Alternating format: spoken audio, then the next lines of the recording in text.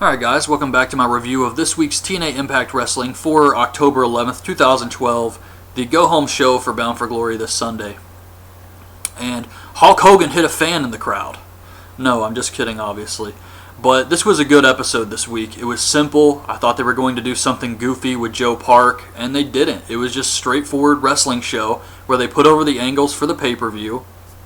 We had some good matches this week. And overall, I really liked this go-home show. I thought they did a great job with this. They didn't try and do too much with the Aces or anything. They actually should have done a little bit more, in my opinion, with the Aces, but at least they didn't have them torturing Joe Park again in some goofy manner. So I did like this week's episode, and it starts off with Austin Aries versus James Storm, which was a good match. And the referee is distracted by Austin Aries at one point, which allows Bobby Roode to run down, throw Storm into the ring post, and then roll him back in the ring. So Austin Aries hits the brainbuster on a dazed Storm and gets the win. Great way to start the show. Backstage we see Wes Briscoe asking Kurt Angle if he can go with him to Bound for Glory. He's like a little kid, which was funny. And Angle says yes, and AJ walks in, so Wes leaves, and he's looking all sad. He's got to leave. But AJ wants Kurt Angle's head in the game so that they can win the tag team titles. And Angle says he's fine. It's Kazarian and Christopher Daniels. They're playing with you. They're trying to get inside your head again. Then Hogan and Sting come out. Hogan's happy, even though Joseph Park has been a prisoner for weeks. And Hogan he sleeps like a baby while Joe Park is trapped and being tortured constantly. It's just, it's so ridiculous. But Hogan says that they had to make a deal with the devil, referring to Bully Ray. Daniels and Kazarian come out, and then with the tag match canceled and Kurt Angle to be Sting's partner, since they don't think Hogan and Sting should be trusting Bully Ray. So Kazarian calls them Heath and Thunderlips. Bully comes out, says this isn't a match. If it was a match, he would agree Kurt Angle should be in there, but this is a fight and they need a bully. He wants to earn Sting's trust by facing Kazarian and Daniels with Sting. And Hogan agrees, and Daniels and Kazarian sell the hell out of this. What? Shh, shut up. No, what are you talking about? It was, oh my god, it was awesome. And it went on for a very long time. Them just running around freaking out about this match. Hernandez with Chavo versus AJ Styles. I didn't care much for this. AJ gets a little distracted by Chavo and he goes for a springboard, which Hernandez ducks, and then he pushes AJ for the win. That's all he does. They said it was a shoulder block, but he pushes him. I watched it back twice, and that's exactly what happened. AJ hits the springboard, Hernandez ducks, AJ stands up, he pushes him, pins him, gets the win. And really, Chavo didn't do anything wrong. He just said, you better focus on your opponent, and AJ looks at him and then gets in, and this happens. So I didn't care for this at all. We get a video from the Aces. Joseph Park gets some food. He hasn't eaten in weeks. He's starving. He's scarfing it down. The vice president of the Aces. Isn't this the same guy whose patch said president like a few weeks ago and now it's vice president? I don't know. I can't even keep track anymore. I remember when they were all prospects, apparently, but I don't know. Anyway, he says that, what does he say here?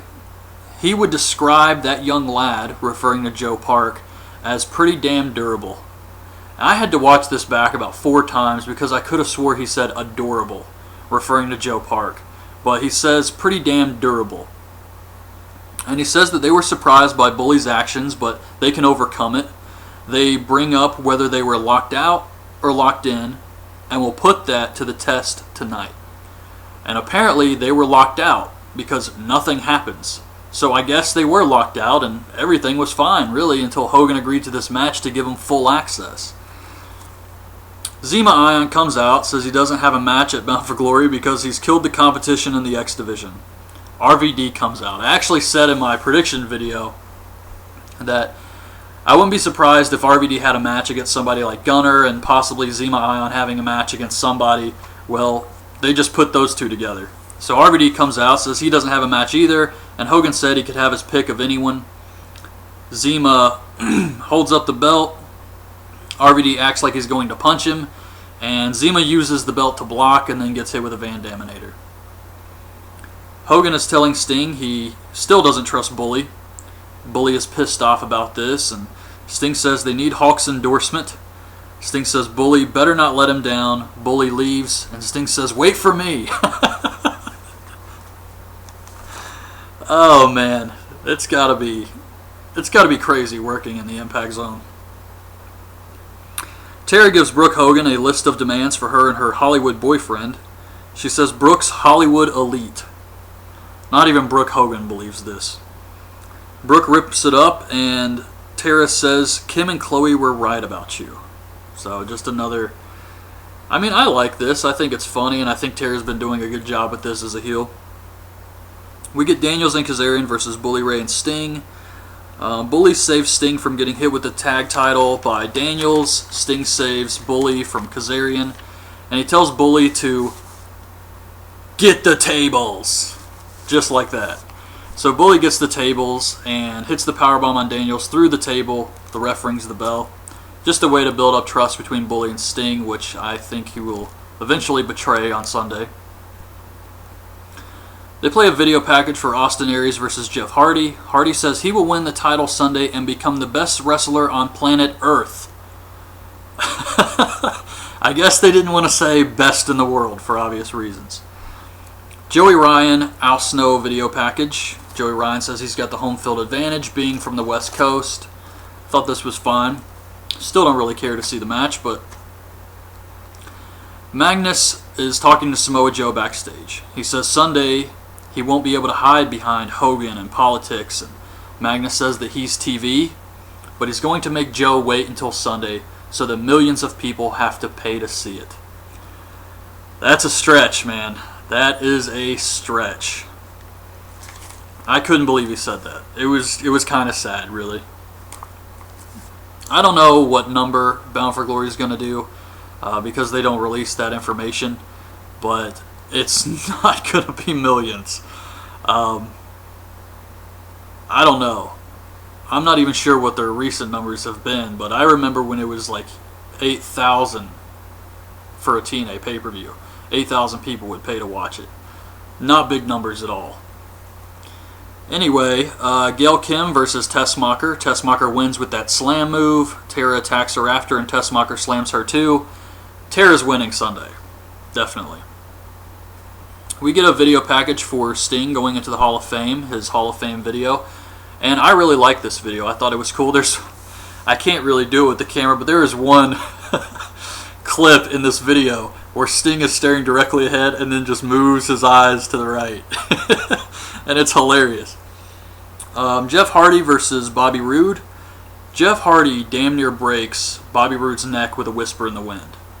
I mean, I was really afraid he got a stinger or something from this move. He just landed completely on Roode's neck and back. Very bad. But Hardy goes for the twist of fate, and Roode low blows him. The ref rings the bell. Roode brings in a chair. Ref steals it from him, and Hardy hits the twist of fate on Roode. So Austin Aries comes out. He throws away his script. Says he's going to speak for himself. He's not going to say what everybody wants him to say. And he puts down Jeff Hardy. Says he's not jealous of Jeff Hardy. He's certainly not jealous of his rap sheet. He's not jealous of the fact that Hardy's crippled and can't play with his daughter. He just puts him down. And he says he's sick of all the special treatment Hardy gets. He wants the company to cater to him. Can we get Austin Aries some new entrance music, damn it? That's one of his demands, apparently. Is the past 2 months he's asked for new entrance music and he can't get crap because they're all too busy catering to Jeff Hardy. Hardy says that his nuts hurt and Sunday he will end Austin Aries' cocky ass. So, Austin Aries says, you're in my ring and I'm going to give you one last chance to enjoy these fans' support. And Jeff Hardy has the fans cheer for him. He goes to leave. Austin Aries raises the belt. Everybody boos him. And this causes him to attack Jeff Hardy. He hits the brainbuster on him. And that was it. Austin Aries heel turn. Some people may think he's still in between, but with Jeff Hardy being the biggest face of the company in TNA, he's definitely the most over babyface they have. It's kind of like CM Punk attacking The Rock. The Rock is just loved by so many people, that having him attack The Rock, I instantly knew this was turning him heel. And same thing with Austin Aries. He attacked Jeff Hardy. He's been complaining. He's jealous of him. And at first I kind of thought maybe they're just going to keep him in the middle for this match. That way the fans have someone to boo and cheer for at Bound for Glory. And maybe keep it going for the next pay-per-view so that Aries and Hardy have a little feud going. But I didn't think they were going to turn him full-blown heel like this. And that's exactly what this is. He is definitely a heel now. And I know some people think it's too soon because he hasn't even been a face that long, but that's what they did. I mean, it's going to be hard for him to come back from this. Austin Aries was never like the good guy babyface type. He would still, act cocky out there, and he still wears the cape, says he's the greatest man that ever lived. But he was a babyface doing that. So he was never like a full-on babyface, in my opinion. So this isn't really too big of a deal, I guess. And I honestly prefer Austin Aries as a heel anyway, so I'm kind of happy with it. But anyway, that's my review of this week's TNA Impact Wrestling. I thought it was a good show. I'm looking forward to the pay-per-view just because I am interested to see what they're going to do with this whole Aces and Eights thing. And also Austin Aries, Jeff Hardy. The tag match should be really good. I expect that or Bobby Roode, James Storm to be match of the night. I'm going to say the tag match though. Just because this Bobby Roode, James Storm match has the whole King Mo thing in it too, and I'm not really sure what's going to happen with that. I was kind of thinking maybe Bobby Roode is going to start a feud with King Mo after this, or maybe they're just using this to get King Mo some experience. I mean, I haven't seen him wrestle, so I don't know if he's even ready for that yet. I mean, it seems pretty rushed to me. But I will be doing Bound for Glory Sunday, a review of that show, and I'm also going to do the new episode of Dexter, and of course the season premiere of Walking Dead. So I'm not sure exactly when I'll have the Bound for Glory video up, but it will be sometime Sunday night. So anyway, that's my review of this week's show. Hope you guys like this video. Leave your thoughts on this week's episode in the comments below, and thanks for watching. Bye.